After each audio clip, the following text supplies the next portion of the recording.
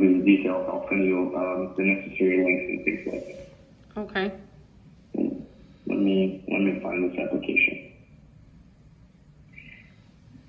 What's your schedule like? At what time are you leaving the site? Are you at the building this afternoon? I'm leaving at 5, hopefully today. I've been staying pretty late lately. Okay. I'm gonna send a text message to my tech as we go on through this. He's gonna stop by. He's gonna help you with some of the stuff. And it looks like those controllers were not synced. They still show that exclamation mark. So what I would like to do is to have him stop by and check the access for that tenant with you. Okay. Make sure everything's working. I have a conference call at 4. Unless I think it's worth stepping away. If for some reason they come, I think it's worth stepping away because we got to get this squared away. So whenever they could come, I would probably just suggest. All right. Yeah. So this is the application that your administrator will need to install, and you will need to kind of leave it running in the background. Okay. And once you plug in the reader that you plug it into USB port, it will detect it and will say it's connected. So and what you're going to do is just going to kind of move it away and leave it running in the background. It needs to be open in order for that reader to communicate with the cloud. Okay. At that point, you're going to go and add a user here. If you need to add a user for another unit, you're going to type let's say fob1, and then in the last name you're going to put the unit number. So let's say 420, and you're going to save that. So that's your user. Mm-hmm. Now you're going to assign access to that user. You're going to select that apartment, and of course you don't have that apartment here in the list yet. But you will put the checkbox here, and you're going to put the checkbox on all the common area doors. We can group those common area doors in a single common area group, so that way you'll put one check mark instead of putting 5 different check marks. Yeah. But it doesn't matter. The results are still the same, whether you go to the group and put the check mark here, or you go to the devices and you put the check marks here for each individual doors. And you'll have those patio doors, you'll have the fitness room doors, and 2 front doors. We're going to rename this one 001 and 002 into front interior and front exterior door. Okay. So that's where you kind of select the access. Can we rename that right now? I don't know which one is which one. That's going to change. So that's why I want my tech to go there and actually make these adjustments. I'll give him some additional instructions on what he needs to do. So it will be done today. Okay. So you'll select the access. You'll hit save. After that, you will see that this user, this fob, already has the doors assigned to them, and all you need to do is to add a fob. You're going to press on Add Credentials. Ignore this Enroll New Credential. This part does not work. It doesn't apply to this particular reader that you have in this particular system. So you always will click on Select Existing Credential, and you're going to put that fob on your reader, like a blank fob, like a new fob. Mm-hmm. Put it on the reader, let it beep once, and then you're going to refresh list. Once you hit refresh list, the fob number will appear in this window here. You'll see there will be a number, and it will be like a square. You'll click on that, and you'll hit save. And of course, I can't save it because there's nothing selected. After you hit save, the system will tell you to put the credential on the enrollment reader and wait until it beeps 3 times and blinks 3 times green. So you're going to do that. And at that point, your fob is ready to go, and it will work immediately on the doors that you programmed that. Okay. How did you get to that first fob? Like, how did you get fob 420 to show up there? Can you go back to that one more time? Sure.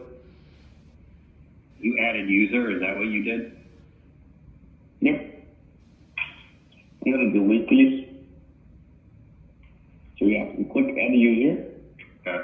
In the first name, I'm typing the fob number, so fob 1, let's say. And the last name, I type in the unit number. Understood. and I click save. So that's how you recommend doing it. Yeah, that's how I recommend you doing it. Put the unit number in the last name field, so that way it's sorted in this list, and you can easily find it. It will be it sorts by the last name, so it will be in sequential order here for all the units. You can always use the search button. You can just type in the unit number, and that will find it as well. And then you click on that. Like I said, the first step is assign the doors, save, and then add credential. So we still have Select existing credential. Mm-hmm. Refresh list. It will show up here once you scan it. Click on it, save, and you will see the credential number here, kind of in this fashion. It will show up here. It will say credential, and it will say update. You'll click update. At that point, you'll put the credential on the reader, and it will beep 3 times to indicate that the programming went through. This update button will disappear, and your credential is good to go. So the only time you're putting the fob to the reader is when you're hitting this update button? You put the fob to the reader twice. First time you put it in order to read the fob number. When you add in credential, you go into this select credential tab. That's where you put it once. If you put it on the reader, it beeps once, and then you refresh list right after, and it will show up here. So that's the one time you do it, and then the second time you do it, once you save the credential, it will show that update button here. And you'll update it, and it's going to blink 3 times and beep 3 times. That will indicate that it's saved and the programming went through. Okay. Understood.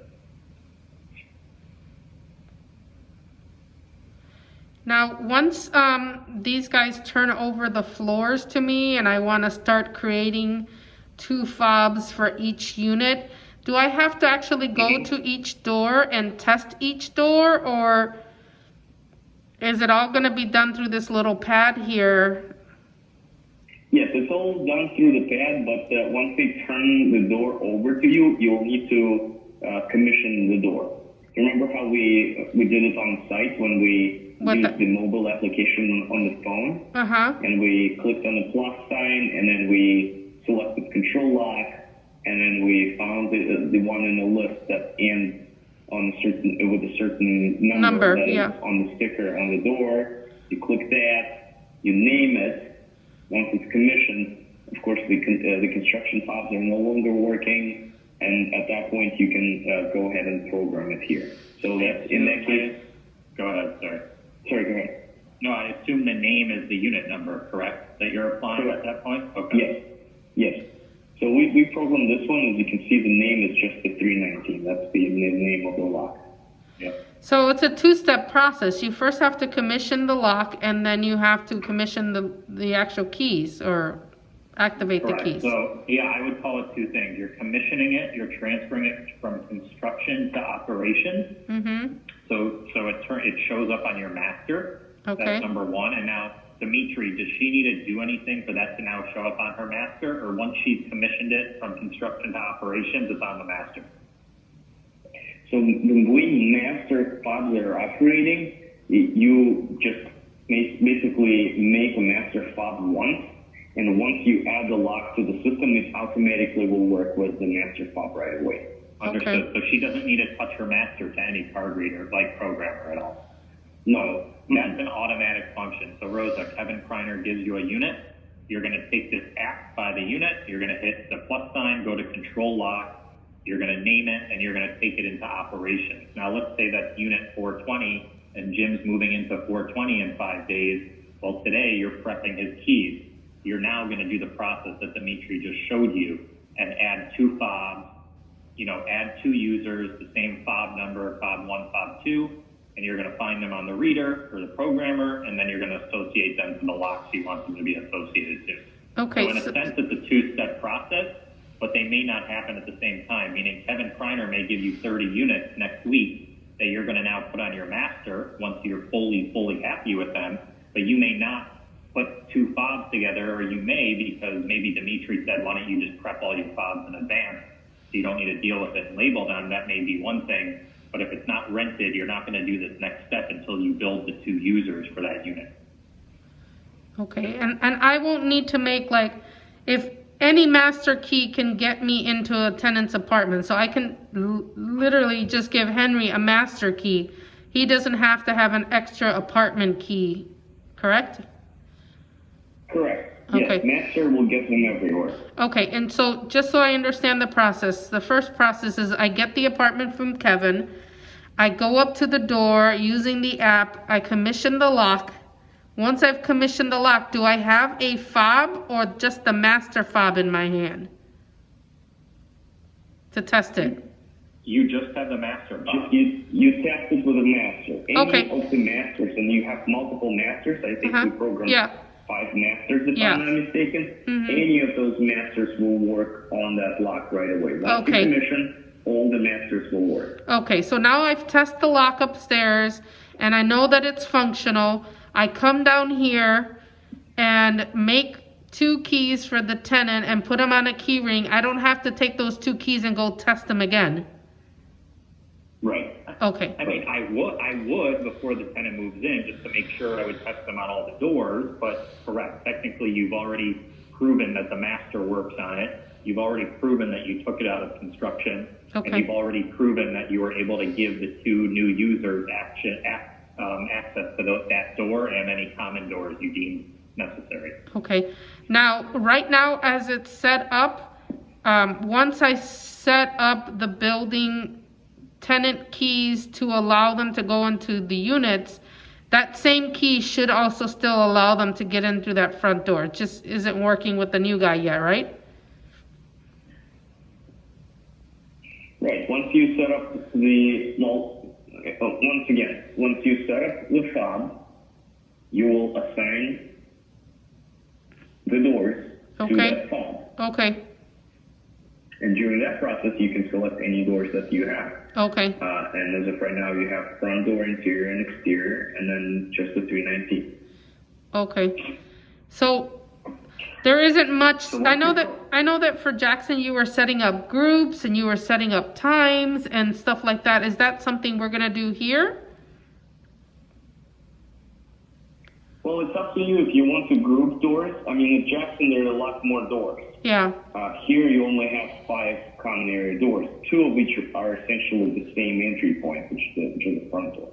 So here's what we're going to set up, just to interrupt you guys, we're going to have to set up a standard common access group, which just high level, Rosa, and we could dig into it and give them a summary, is going to include front access, side access, back access, gym access, storage access, assuming they have a locker, and bike access, and patio access. So what we're probably gonna have to do is patio, all exterior doors, and gym door as one group, because every tenant is gonna get that, and then storage and bike are gonna have to be bifurcated as their own access point. Does that make sense, Dimitri? Those are like our only other doors. Because every single tenant, and that's exactly what it's designed to do. Yeah, that's what the groups are for. So you can group the ones that are kind of consistent and assigned to every single tenant, no matter what, all your entry points. And then bike and storage are only assigned to a very specific tenant. So you'll keep them as separate doors instead of grouping them. Okay. correct. And then as it relates to schedules, Rosa, we're really going to keep our lock. A schedule is what tells the lock not to even lock, correct, Dimitri? Or There's tells two you sets don't of give schedules. access. Right. So there are 2 sets of schedules. There's a set of schedule for the hardware itself, where you can keep the door unlocked during specific time. So the door can stay unlocked, let's say Monday through Friday, 8 to 5. This is mainly used for, kind of commercial door application. I mean, commercial building application. So let's say there's reception, and you want that door to be unlocked, or if there's a concierge and he's there during the business hours of some sort, and you want that door to be completely open during that time. You can set that up. I don't think it's going to be the case in your building. And there's another schedule that is a schedule for the tenant. So let's say if you want to limit access to the bike room or the fitness center during specific hours, we can set up a schedule for that. So what you can do, I'm going to make that as an example. I'm going to do this Monday through Friday, 8 to 5, let's say.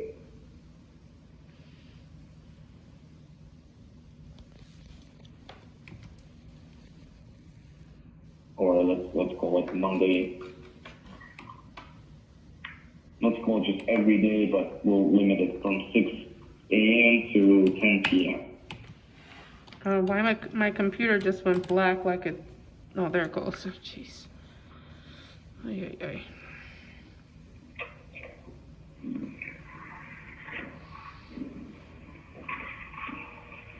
So this schedule is Monday through Sunday schedule, 6 a.m. to 10 p.m. And I'm going to save this. Again, this is under users, under schedules. Now, if you go back to users and you go to that specific fob, when you are assigning access for a specific door, you can select that access, that schedule. So let's say for a fitness center, you can limit that. Understood. So you're creating an option basically to be part of your drop down by door or by group. Well, not by group, probably by a specific door. It's probably easier to do it as a group because, I mean, everywhere else, the gym, the front doors, the back doors, they're going to have 24-hour access to those. The only thing I could think of that we would have a schedule, and I'm not sure how that would work. Dimitri, you were here at the building, correct? Do you know what I'm talking about? Yes. But when you go into the patio, like the common patio off the common lounge, like I can't keep that from somebody going outside, can I? Like, what's going to give me the ability? Because technically, I want to shut that down at 10 p.m. because I don't want people making noise in the courtyard, right? From parties and grilling and all that. If I decide to do that, but your card reader is on the exterior, so they won't be able to get in. Exactly. That's the issue. Yeah. So it's going to have to be 24/7. But really, what they should have done is put a card reader on both sides. Now I have no control of who and when they go in the patio, other than putting a nice sign saying the patio is closed. Is what you're telling me. Right. Okay. Right. Now, what if I had it? Well, it's too late. But if I had an NDE on that door, the integrated lock, would that be possible? No. Or would I? No. Would it? Because the NDE function, yes. Right. It's always locked on one side. It's always unlocked on the other side. Makes sense. Okay. You can add another. That's the thing. Like it also will come down to the building code. We'll need to see. Like you'll need to see if there's an exit time on that door. If that's the case, then you cannot lock it from inside. So that's going to be a closed patio. So I doubt it's an exit, but it's possible. You never know. Yes. Right. Exactly. So if it is not an exit, there is an exit sign, 2 exit signs. So we can't even lock it anyway. So you can't. Exactly. So basically, people could technically jam it open, walk outside, barbecue, and make noise, and then we could just talk to them afterwards. So we'll just have to there's a clear sign rose up, a really nice sign showing the hours. So we're not going to have any schedules at all, just after that conversation. Okay. Right. So I'm just going to go ahead and delete that schedule in that case, so it's not even showing up there. There's no confusion. Yeah, it looks like every time the reader's plugged in, my mouse and my keyboard stop working. I don't know what that is. Well, you don't have a driver for that reader, so probably your computer is going crazy because it's trying to pick up the driver from the operating system, and it doesn't have one. Okay. You need to use a link that I'll send you with the... You're going to have Bob, Rosa, you're going to have Bob set this up, just like you did for the other software you just downloaded. Yeah. You're going to tell him, hey, Bob, I need you to install this driver. Otherwise, you're not going to be able to program Bob. Yeah, because I couldn't finish. He has to do the cameras too because it didn't work. In the end, it stopped working. I'm sending you both some links. That's the Dropbox link that has a driver, and also the link to the app and to the portal, which you already have. But the Dropbox as well. Yeah, I just did. Mm-hmm. Thanks. So this Dropbox link has a full manual, which is here. It has a part of the full manual, which is 3 pages, but that's the most important stuff. So I strongly recommend to go over this, and I even like highlighted in red those items are important. And on top of that, it also has that folder with the drivers, one for Windows, one for Mac. I'm sure you guys mainly use Windows, so you're going to use the Windows one.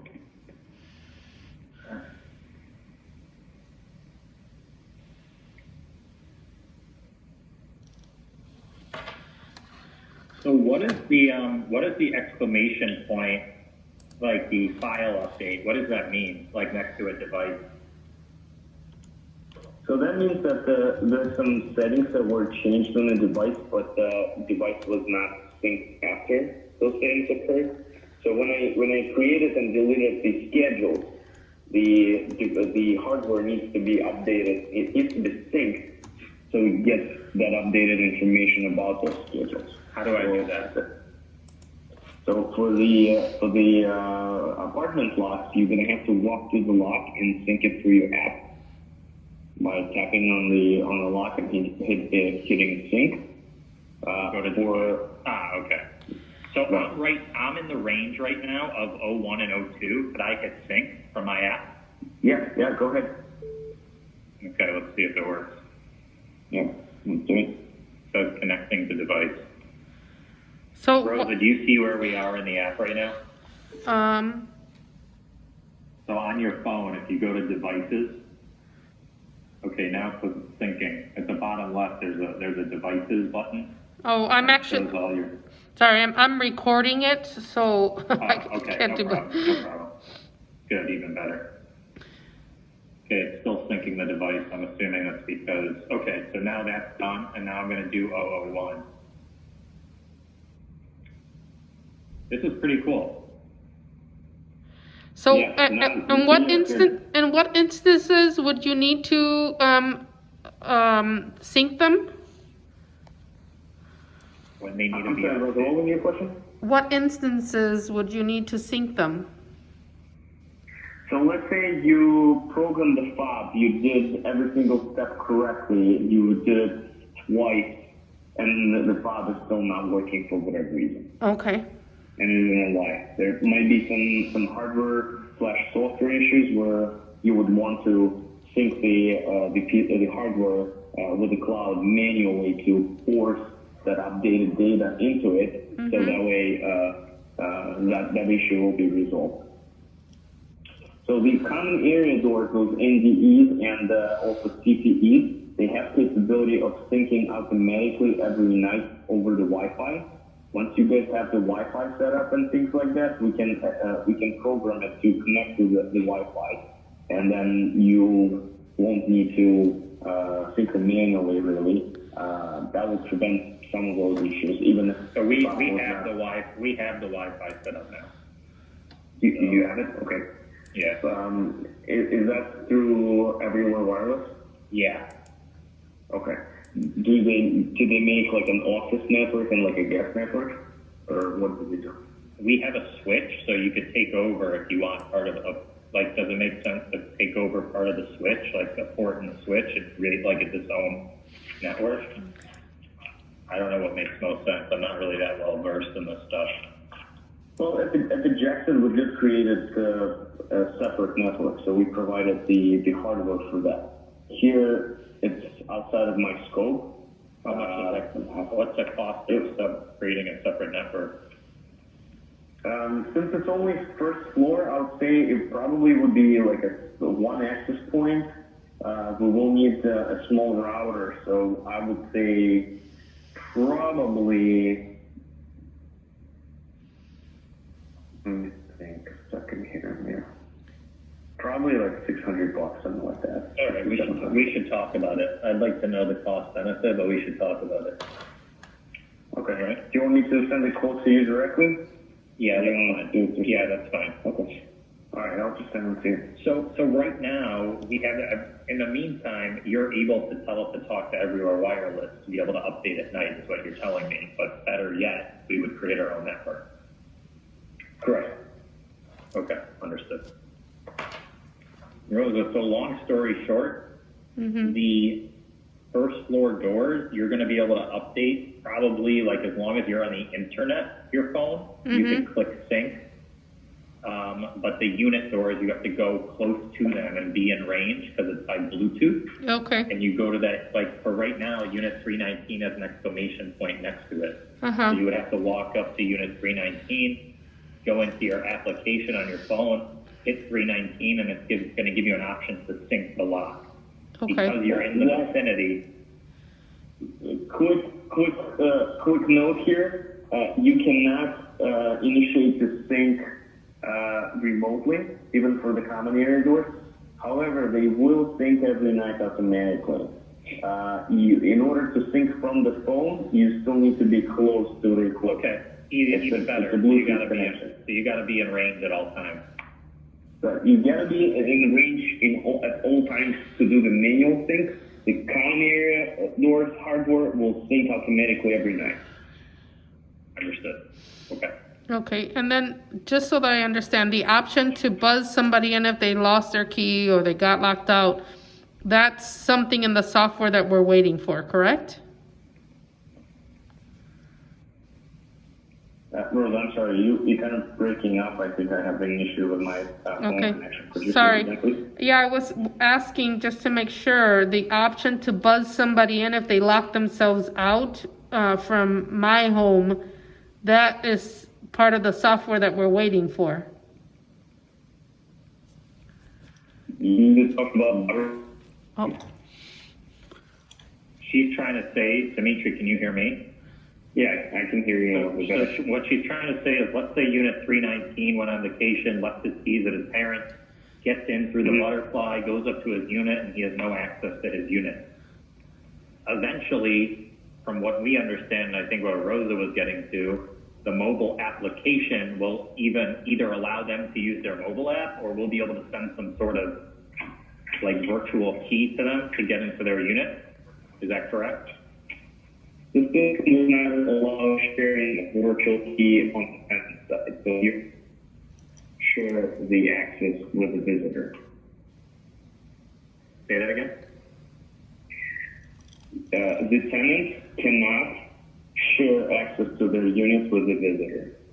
Understood. Can manage? As the manager, you can go under the user. I'll show you where it's going to be.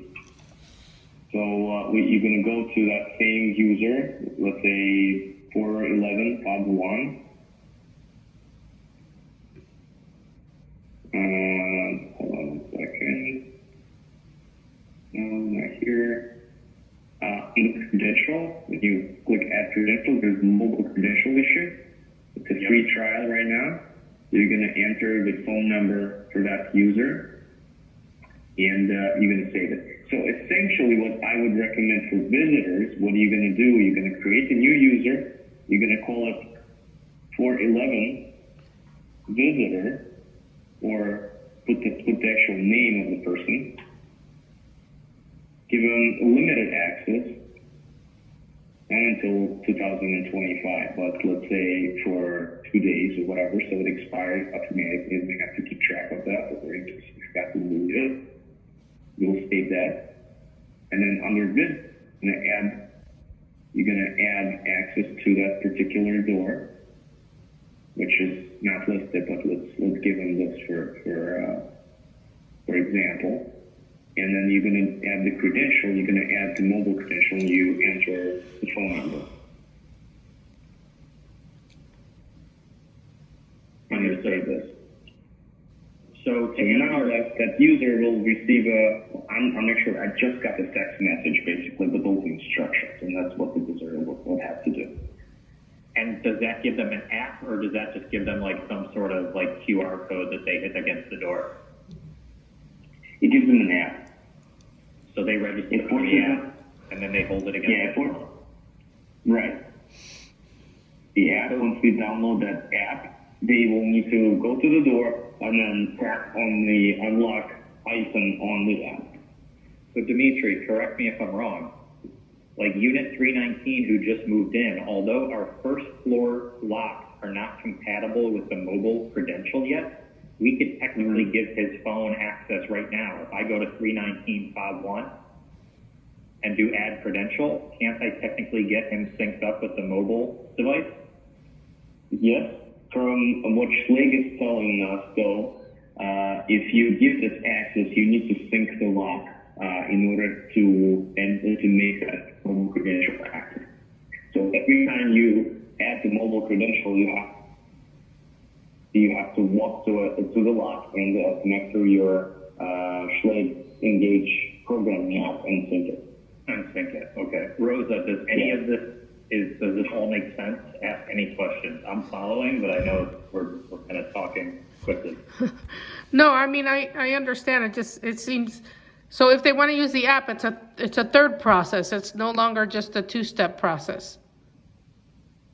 But is that something we're going to do later? And if we're going to do it later and give tenants access to doing this, do I have to have all the tenants come down one day, one by one, and start syncing their... So it has nothing to, you won't need to deal with the tenant, right? So let's say you have, right now, Dimitri, correct me if I'm wrong.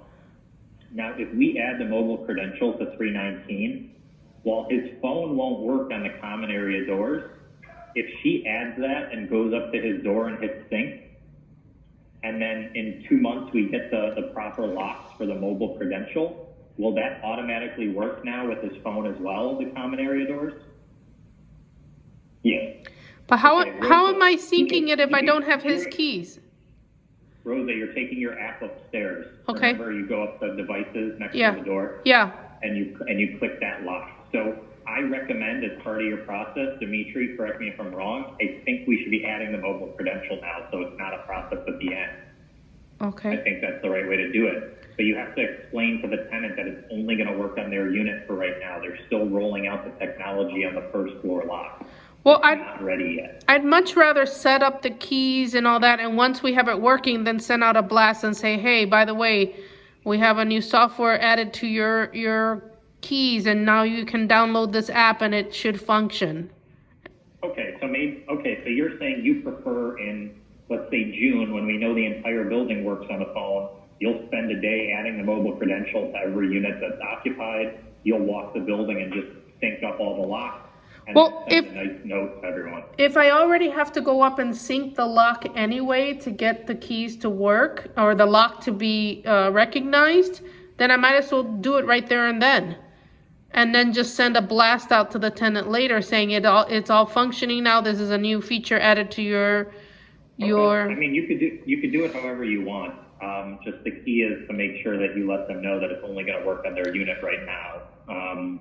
But that's going to get you, like, if they lose their fob, they'll have their phone at least for their, like, technically the butterfly will get them into the building with their phone and or PIN code. They won't need a fob on the front door, and then they could just get into their unit using their phone. So I think there is value still, Dimitri, to have people using the mobile credential even before the first floor works, because technically my butterfly is a mobile credential in the meantime. Agree? I agree. Here's a few things to keep in mind. Like I said, as of right now, after you create the mobile credential, you need to sync the lock. Eventually, when they roll out the whole thing officially towards the end of this year, you will no longer need to go and sync it with the lock after you created the mobile credential. The idea behind the mobile credential is that it's instantly working.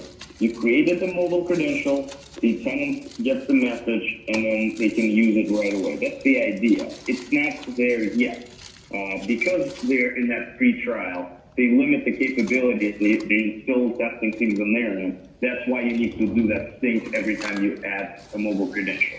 But soon it will change. At that point, when it changes and it becomes instant, which means you created the mobile credential, it's working right away. There will be some sort of recurring fee for using the mobile credential. We don't know exactly how it's going to be structured. We don't know exactly how much it's going to cost us at this point. That's where it becomes tricky a little bit, right? Because if you start issuing all these mobile credentials, at some point you'll advertise that it's all working and good to go, and then you'll be hit with some sort of bill from Schlage for all of those mobile credentials, and at that point you'll have to decide whether or not you want it. So I would suggest to kind of maybe test it out for yourself or management and things like that, but maybe not roll it out just yet. Understood. So let's hold off then, Rosa. And Okay. then in case of emergency, well, you couldn't even use it in case of emergency because you would have to go up to the lock and sync the device anyway. So if you were at your house, it wouldn't work anyway. The only time it would work is if you're in the building at 3 o'clock and unit 320 comes to you and says, hey, I don't have my fobs. Is there any way to get me access? And you don't want to give him new fobs? Say, yeah, I could add a mobile credential to you for your unit door until you get your fob from your parents over the weekend and then come back. So we could have it in our back pocket, but yes, I agree, Dimitri, we'll hold off. Mm-hmm. Okay. And then another suggestion, so it's easier for you guys to manage it down the line. In case, let's say, you want the mobile credential for every single tenant, but you will want to give it to, let's say, 10 users, and keep it at that level to minimize the monthly fee. Try to create a separate user for every single fob. So kind of in the same manner that we did here for fob 1 and fob 2. In case you will be adding a mobile credential, just call it 319 mobile 1, and then mobile 2, mobile 3, and mobile 4, and so on and so forth. However many mobile credentials you can share with the You're saying instead of or, adding a mobile credential to that fob, right. you do it Keep them as separate. an additional user. Okay, all right, we'll get there. We'll do that when we cross that bridge. Yeah, I would keep them separately. One of the reasons, because you can do this for easy navigation. You know, if you saw what I did, right? I typed in mobile.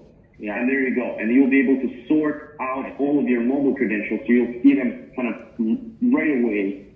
You can delete them. You can manage them depending on how that recurring fee structure will be done. You can kind of take it from there. I think it will simplify things in case you want to keep like a small pool of these mobile credentials for like visitors and temporary use or emergency use, and not give it to absolutely everyone to minimize the recurring cost. So, Understood. And I know we have a call at 1:30, Dimitri, with ABS, but just really quick, I mean, in terms of covering other stuff for today, I think we're good on the setup other than getting the driver for Rosa. But I guess my question is if she has an issue with a tenant, or like we're never going to, and if the tenant gives her back 2 fobs when they move out, there's really nothing for her to do other than make sure they're labeled and, sanitized and give them to the next resident who moves into that unit. If there's an issue or a lost fob, I assume she's going into that user's fob, and then deleting that user. So if a fob is lost and it needs to be replaced, there's a simpler procedure. So you click on the credential and you'll replace this credential. So what it's gonna tell you, so if you click that, I'm not gonna click it right now, but if you click that, Where's that button? Just click on the user in the list. Yeah. And click on credential. Okay. Right there, yeah. And then you click replace. It will tell you present the new credential to the programming reader. You'll put the new credential on it. It will write the data on it, and you hand it over to the tenant. The tenant walks to the lock. The second he swipes it on his lock, the old credential will be erased from the lock. Okay. And are And the these new one will numbers, kick in. these credential numbers, portrayed on the fob? So you can see what you have and what you don't have? Yes. Okay. Gotcha. Now, that's where you delete the credential, let's say, lost, and you're not issuing the replacement. But then keep in mind that you have to sync the door. If you just delete the credential, the door will never learn about the fact that this credential was deleted unless you sync with it. In the case of replacement credential, that new credential will carry the data about the fact that the old one is no longer valid once they swipe the new one. Does that make sense? Not full of confusion. No, that makes sense. And then, Rosa, is our rule, I assume, is like for 319, we gave him 2 fobs because he asked, but right? Because typically, Wait, You broke up. Where'd you go, Zach? Typically, if it's only one person, we're only going to give. Can you hear me now? Yeah. No, I'm saying like typically if it's only one person in a studio unit, we're just going to give them one fob, right? We're not going to give them 2 fobs every time. Agreed? Yeah, I guess we could just give him one technically, but I know that sometimes people might have a dog or may have like in his case, his mom and dad live down the street, so every night just about I see him coming in with his parents. So I don't know if he wants to give them a key in case he locks himself out. He has another way to get in, or I don't know. You tell me. No, that's fine. I mean, as a general rule, I think we should be giving, like if it's a studio, like I would give it by occupant. So I would give 1 fob to the occupant and their mail key, and just call it a day. Okay. Unless they make a special request. Okay. Okay. Just because, I don't want to have too many out there. It's also easier to manage if you don't have 2 per unit. If we have 45 studios, that limits 45 keys technically, unless you have some special requests. So you could even ask. I mean, I would even ask 319 just to make sure he needs 2, and you could always take one back and whatever, remove the credential and use it later. So if you remove it as a credential, Dimitri, like from 319, let's just say I removed the fob 2, the credential, but I reuse that again as for a different user, that fob. Here's the thing. That's why it's recommended to create a separate user for every single credential. In case you delete it from the system, it breaks out essentially. It locks that credential on hardware level. You're never ever going to be able to use it in this building with this set of locks. So you really shouldn't delete a credential unless it's lost. Exactly. So what you do, and you'll see in that link that I sent you in the Dropbox, those few pages that I mentioned. Let me jump to that real quickly. The file called important. Please read. That's the kind of the 3, or it's not 3. It's 4 pages that outlines the enrollment of the users, and also move in and move out procedures, and also explains how to create an unassigned key fob. Where you keep it available for future users, but you blank out the access on it. And essentially the way you're going to do